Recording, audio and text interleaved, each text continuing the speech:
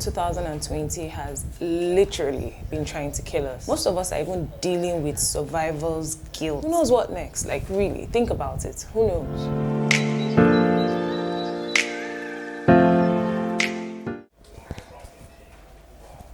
Hi, my name is Grace and you're welcome. Today I'm just here to talk because a lot has been going on. A lot is still going on. So I'm just here to, just talk. How are you guys? Like, comment below. How are you? How are you hanging in? How are you holding up? What's going on? Share. I want to know how you feel because I personally have been having panic attacks. Anxiety level has shot up. Like, my mental health is unstable right now, and I won't even lie, it's crazy. If you watched my previous video, for those of you who haven't watched it, I'm going to link it up here. I talked about the whole thing going on with the Sars and how peaceful the protest was, and a lot has happened since then. We started the year pretty decent, January, February. And then come March, mid-March, one Sunday morning, I think on the 15th of March, about 9, 10 a.m., we just heard boom. Yep, an explosion happened somewhere in Lagos called Abulado. And till today, we don't know what the explosion was. Some people say it was a bomb, some people say it was a pipeline, we don't know. But lives were lost, properties were destroyed. There was a Catholic school very close by, and you can imagine, the principal even died, people died, like, and then we were dealing with that, and come a few months later, or was even the next one, I can't remember, there was a lockdown, like a whole national lockdown because of the virus going around, and the lockdown lasted for like, 3-4 months. So you can imagine the impact on lives, on businesses, on people, on the economy, like everything just seemed to shut down, like. And then after 3 to 4 months, the lockdown was lifted and people slowly started getting back into the groove of things, started going back to work, started going back to their businesses, trying to rebuild. And October happened. Sars, the Sars protest, the peaceful, you can't skip that. The peaceful Sars protest started because we hear that Sars took someone and threw him off their vehicle, and an oncoming vehicle crushed them. Even though they've been doing a lot of things, we had it like up to here, like peaceful protest started, which lasted for 2 weeks, very peaceful, very organized, and we thought, oh yeah, we're making progress. Little did we know that things would take a different turn. Not because of the peaceful protesters, but because of the people who know what they're doing. So there were killings, there was lootings, robberies, burning, and it's a lot to take in. Tuesday, the 20th of October happened, and it was real. Lives were lost. Lots of lives were lost, and till today, nobody in authority is saying anything about it. It's been a lot to take in. 2020 has just been topsy-turvy, upside down. It feels so unreal. Huge part of me just wants to sleep and wake up and it's all a dream. Like, it's this bad movie that we're all in and it just goes away. But the reality is that it's been real. Things are happening. People are dealing and are grieving and are healing, if we can, in different ways. I know there are some people out there saying people are making silly jokes. People are dealing the best way they know how to, because the pain that we're going through is not something that we'll just shove to one side. It's real. So people are dealing with pain and all of this the best way they know how to. I've allowed myself a few laughs here and there because, not because I want to, but because the things that the powers that be, the things that they are doing, is even ridiculous. They're even the things making me laugh. I'm just gonna share like a few things that have made me laugh a bit during this period, and this is not to take away from the seriousness of everything that is going on. This is just to allow us find, even if it's 10 seconds of respite. I'm just going to share a few things that I saw on the internet that that shows how crazy things are. Did you know that there's this popular Nigerian who is suing Jack Dorsey? For those of you who do not know who Jack Dorsey is, he's the landlord, like the owner of the Bread app, Twitter. He's suing him $1 billion. Yeah, I'm as confused as you are, but you heard me. $1 billion. Is it €1? $1 billion euros? I don't even know. For funding and orchestrating and yada yada, I don't even know. The claims are ridiculous. But he's suing him, and he said he's going to see him in court. And I would really like to see how that plays out. As if that's not bad enough, yeah? During this whole peaceful protest, I told you that things got out of hand, not by the peaceful protesters. Some people allegedly visited a prominent place in Lagos and turned the whole place into a recreational center. You don't see, we don't enter swimming pool. Where? Everything we buy, we don't swim inside swimming pool, yeah.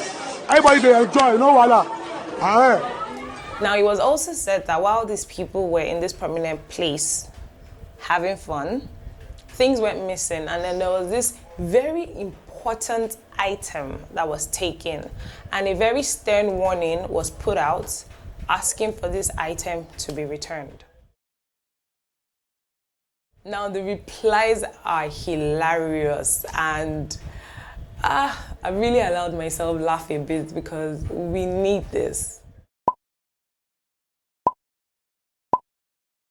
With the madness happening around the nation, the law was literally taken to the streets. Like literally taken to the streets, because I think they've had enough, so they literally took the law to the streets.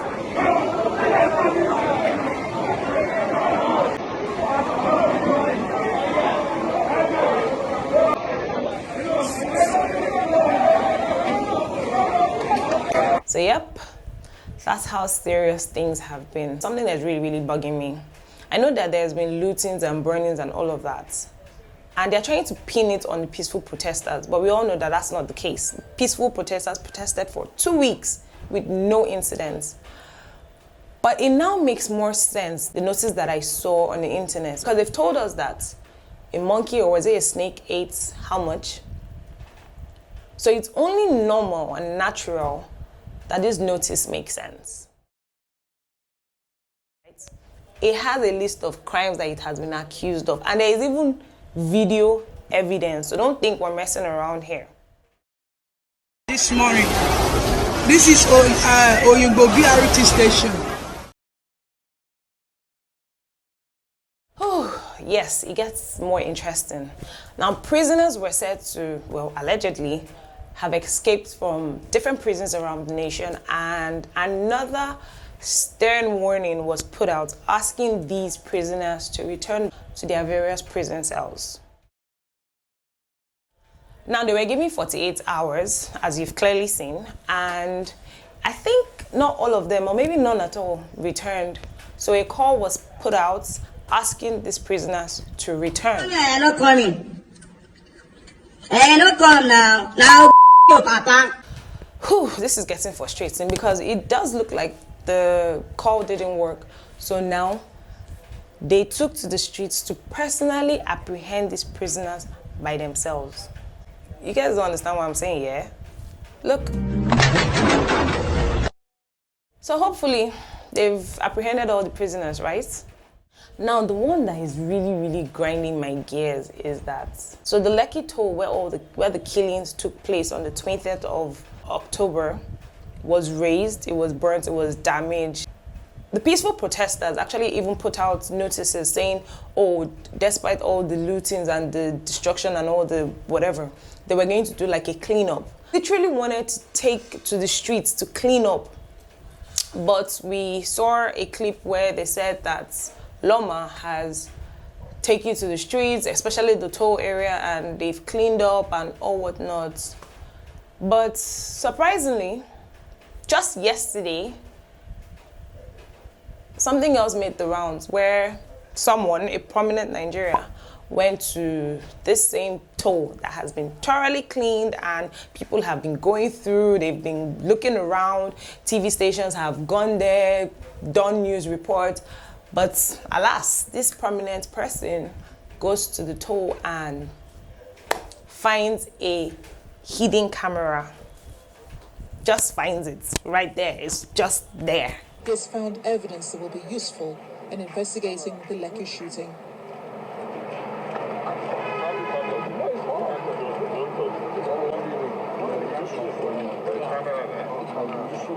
And oh, he's really smart because he doesn't touch it. He remembers that, okay, fingerprints, we need to scan this thing and, you know, do forensics, and as if we have a database for all that.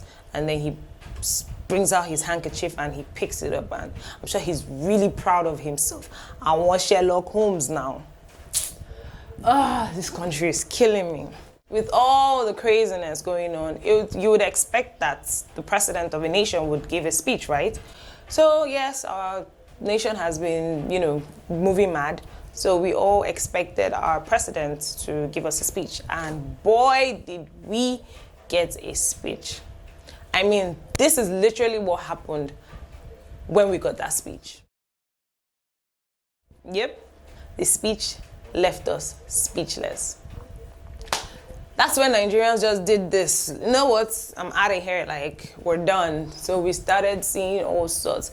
People were looking for people who had green cards, blue passports, red passports, pink passports, all colors of passports, just to jackpot. For those of you who are not Nigerian and do not understand what I'm saying, jackpot means take off, run away, look for any means. Various means of transportation have been made available right now because people are like out, they're done. So yep, that's the madness making the rounds here in Nigeria, here on the internet, because these people take us for a joke. Like, this is not to take away from the seriousness of everything that has happened. But in this moment, I'm just trying to bring respite, a little bit of humor, because people are going through it. And I would also urge you that when it's getting too much, take a break. That's what I've done.